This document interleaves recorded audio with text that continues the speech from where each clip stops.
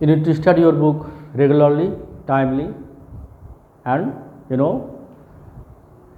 need to study your book regularly and timely, and also you need to study hard because you need to do well to your examination, all kinds of examination.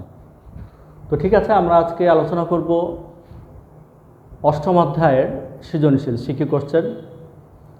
আমরা এগুলো আলোচনা করেছি, ধারাবাহিক আমরা আলোচনার ভিতরে আছি। আর এই আলোচনাগুলো সিকিউ আলোচনা তোমাদের অবশ্যই ভালো করে বুঝতে হবে, না হলে কিন্তু পারবে না। তো অষ্টম অধ্যায়ে আমাদের মূল বিষয় হচ্ছে যে বাংলাদেশ ও বাংলাদেশের নাগরিক। আমরা বাংলাদেশ রাষ্ট্র নাগরিক সম্পর্কে জেনেছি। একটু প্রশ্ন করতে চাই, দেখি কে পারে। নাগরিকত্ব লাভের উপায় কয়টি? ভেরি গুড, 2টি। নাগরিকত্ব লাভের উপায় 2টি। আচ্ছা, আপনি বলেন জন্মসূত্রে নাগরিকত্ব লাভ কয় প্রকার ও কী কী? গুড, 2 প্রকার, জন্মসূত্র নীতি, জন্মস্থান নীতি। ভেরি গুড, ওকে। তো ঠিক আছে, আজকে আমাদের এই বিষয়ের উপরে আলোচনা দেখো তোমাদের চলে আসছে। আজকের আলোচনা হচ্ছে সিকিউ কোশ্চেন, অনুশীলনীর সিকিউ কোশ্চেন আমরা আলোচনা করব। দেখো, জাকির সাহেব ও আফরিন দম্পতি যুক্তরাষ্ট্রে 20 বছরের অধিক সময় ধরে বসবাস করছে।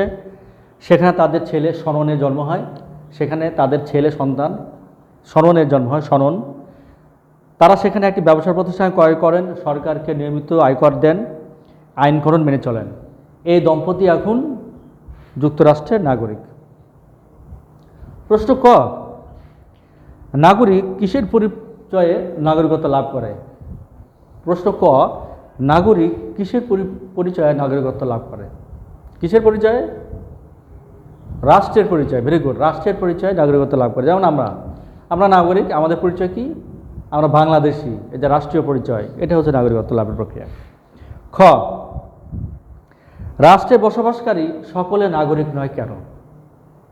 তোমরা দেখবে ছবি, বিদেশি যারা আছে বাংলাদেশে, তারা কিন্তু বাংলাদেশের নাগরিক নয়। কারণ নাগরিক হতে হলে কতগুলো শর্ত আছে। যেমন স্থায়ীভাবে বসবাস করতে হবে, অর্থাৎ সেই ব্যক্তি নাগরিক যে রাষ্ট্রে স্থায়ীভাবে বসবাস করে, রাষ্ট্র থেকে বিভিন্ন সুযোগ সুবিধা গ্রহণ করে, রাষ্ট্রের প্রতি দায়িত্ব কর্তব্য পালন করে, রাষ্ট্রের প্রতি অনুগত থাকে, রাষ্ট্রের নিয়ম শৃঙ্খলা আইন মেনে চলে, সেই নাগরিক।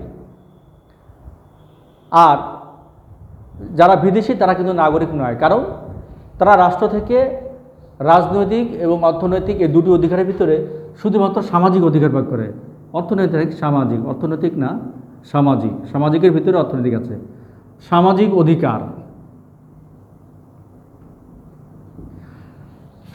অধিকার অর্থাৎ এটা হচ্ছে রাষ্ট্র থেকে নাগরিক ভোগ করে। একটা হচ্ছে সামাজিক অধিকার, একটা হচ্ছে রাজনৈতিক অধিকার। খেয়াল করো তোমরা সবাই, রাজনৈতিক অধিকার। তো এই 2টা অধিকার যারা গ্রহণ করবে এই সেবা, তারা হচ্ছে রাষ্ট্রের নাগরিক। কিন্তু শুধুমাত্র সামাজিক অধিকার ভোগ করবে যারা, এটা করবে না, রাজনৈতিক অধিকার ভোগ করে না, তারা হচ্ছে বিদেশি। অর্থাৎ বাংলাদেশে অনেক বিদেশি রয়েছে যারা শুধুমাত্র সামাজিক অধিকার ভোগ করে, রাজনৈতিক অধিকার ভোগ করে না, রাষ্ট্রের কল্যাণ কামনা করে না, রাষ্ট্রের প্রতি দায়িত্ব কর্তব্য পালন করে না, শুধুমাত্র সামাজিক অধিকার ভোগ করে। তারাই হচ্ছে বিদেশি। তো রাষ্ট্রে সকলেই কিন্তু যারা বসবাস করে সকলেই কিন্তু নাগরিক নয়, বিদেশিরাও রয়েছে যারা রাষ্ট্রে স্থায়ী বসবাস করে না, রাষ্ট্রের কল্যাণ কামনা করে না, রাষ্ট্র থেকে রাজনৈতিক অধিকার ভোগ করে না, শুধুমাত্র কি সামাজিক অধিকার ভোগ করে, তারাই হচ্ছে বিদেশি। তাহলে আমরা উত্তর পেয়ে গেছি। তাহলে উত্তর আমরা বুঝতে পেরেছি, রাষ্ট্রে বসবাসকারী সকলে নাগরিক নয়, বিদেশিও রয়েছে। এই হলো উত্তর। খ হয়ে গেল। এবার গড়ে হচ্ছে জাকির সাহেবের নাগরিকত্ব লাভের প্রক্রিয়া ব্যাখ্যা করো। জাকির সাহেবের নাগরিকত্ব লাভের প্রক্রিয়া। তো আমরা অবশ্যই 4টা প্যারায় বলবো। জাকির সাহেবের নাগরিকত্ব লাভের প্রক্রিয়া নিম্নে ব্যাখ্যা করা হলো। ঠিক আছে, তাহলে আমরা জানি যে আমরা অবশ্যই 4টা প্যারাতে দিব, তাই না? নাগরিকত্ব লাভের প্রক্রিয়া অর্থাৎ একজন বাংলাদেশি বিদেশে অবস্থান করছে, তার নাগরিকত্ব লাভের প্রক্রিয়া। তাহলে অবশ্যই 4টা প্যারায় বলবো জাকির সাহেবের নাগরিকত্ব লাভের প্রক্রিয়া নিম্নে ব্যাখ্যা করা হলো। তারপর উদ্দীপকের কথা বলবো। সেকেন্ড প্যারায় আমরা উদ্দীপকে দেখছি যে জাকির ও আফরিন দম্পতি 20 বছর ধরে আমেরিকায় বসবাস করছে, যুক্তরাষ্ট্রে। সেখানে তারা নিয়মিত আয়কর দেন, তাদের একটি ব্যবসা প্রতিষ্ঠান ক্রয় করেছে, আইন শৃঙ্খলা মেনে চলেন, এই কাজগুলো করেন। এতটুকু বলবো, আমার যতটুকু দরকার ততটুকু বলে আমরা থার্ড প্যারাতে যাব। আমরা আমাদের পাঠ্যপুস্তকে পড়েছি নাগরিকত্ব লাভের উপায় দুইটি, একটা হচ্ছে জন্মসূত্রে আর একটা হচ্ছে অনুমোদন সূত্রে। তা আমরা আলোচনা করব কার? গুড, অনুমোদন সূত্রে। জন্মসূত্রে আমার দরকার নাই, তাই আলোচনা করব না। তো অনুমোদন সূত্রে নাগরিকত্ব লাভ করতে হলে কতগুলো শর্ত পালন করতে হয়, যেমন ওই রাষ্ট্রে দীর্ঘদিন ধরে বসবাস করা, ওই রাষ্ট্রে ভাষা জানা, ওই রাষ্ট্রের সম্পত্তি ক্রয় করা, ওই রাষ্ট্রে চাকরিরত থাকা, সেনাবাহিনীতে অথবা যে কোনো চাকরি, ওই রাষ্ট্রের নাগরিককে বিয়ে করা, ভালো চরিত্রের অধিকারী হওয়া, আইন শৃঙ্খলা মেনে চলা, এগুলো হচ্ছে এই যে শর্তগুলো বললাম, এগুলোর একটি বা একাধিক যদি কেউ শর্ত পালন করে তাহলে সে কিন্তু ওই রাষ্ট্রের অনুমোদন সূত্রে নাগরিকত্ব লাভ করতে পারে। সংজ্ঞা। তা আমরা এখানে দেখতেছি, উদ্দীপকে দেখতেছি যে কে? জাকির আমেরিকাতে দীর্ঘদিন ধরে বসবাস করছে, 20 বছর অধিক সময় ধরে, একটি শর্ত পালন করেছে। সেখানে তাদের একটি ব্যবসা প্রতিষ্ঠান ক্রয় করা আছে, 2 নম্বর শর্ত। সেখানে তারা স্থায়ী বসবাস করে, 3 নম্বর শর্ত। তারপরে তারা সেখানে নিয়মকানুন মেনে চলে, 4 নম্বর শর্ত। এই যে শর্তগুলো পালন করেছে, আমরা বলেছি একটি বা একাধিক শর্ত পালন করলেই সে ওই দেশে অনুমোদন সূত্রে নাগরিকত্ব লাভ করতে পারে। অনুমোদন সূত্রের জন্য একটা আবেদন আছে, এই আবেদন করতে হয় ওই সরকারের কাছে। আবেদন করার পরে সরকার সেই আবেদন যাচাই বাছাই করে নাগরিকত্ব প্রদান করে।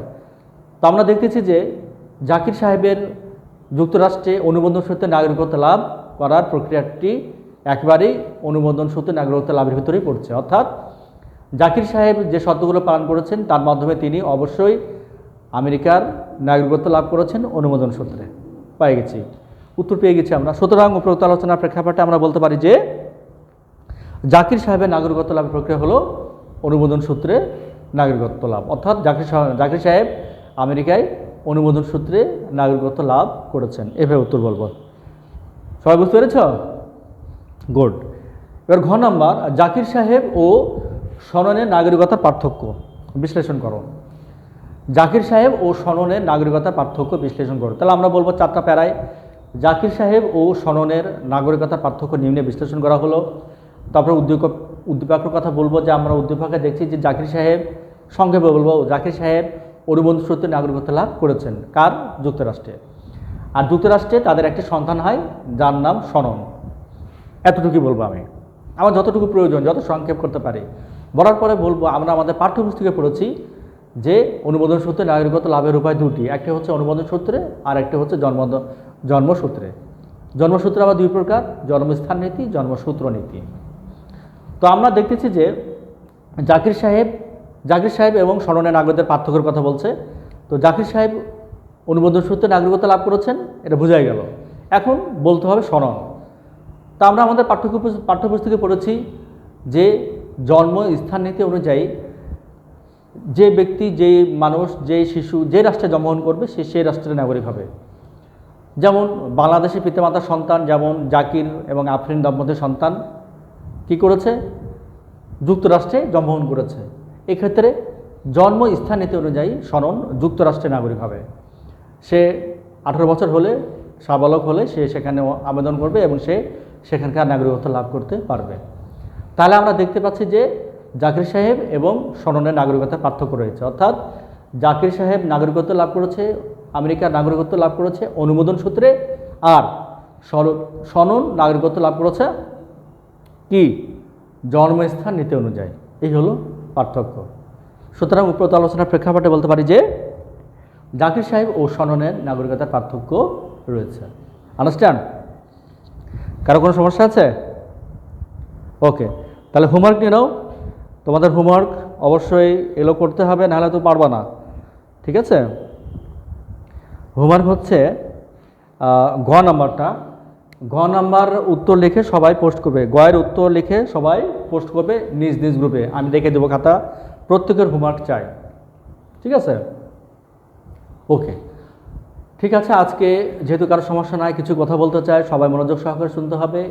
আমরা অবশ্যই পরিষ্কার পরিচ্ছন্নতা নিজে মানব, অপরকে মানার জন্য উৎসাহিত করব। কারণ পরিষ্কার পরিচ্ছন্নতা এমন একটি গুণ, এমন একটি বিষয় যার মাধ্যমে আমরা যে কোনো ধরনের জীবাণু ভাইরাস থেকে আমরা নিরাপদে থাকতে পারবো ইনশাআল্লাহ। ঠিক আছে, এই জন্য পরিষ্কার পরিচ্ছন্ন থাকার একটি অন্যতম মাধ্যম হলো অজু। আমরা প্রতিনিয়ত আমরা যদি অজু করি দিনে 5 বার, তাহলে আমরা অবশ্যই নিজেকে পরিষ্কার রাখবো, নানা ধরনের জীবাণু, ব্যাকটেরিয়া, ভাইরাস থেকে আমরা নিরাপদে থাকতে পারবো ইনশাআল্লাহ, এবং আমরা সুস্থ থাকতে পারবো।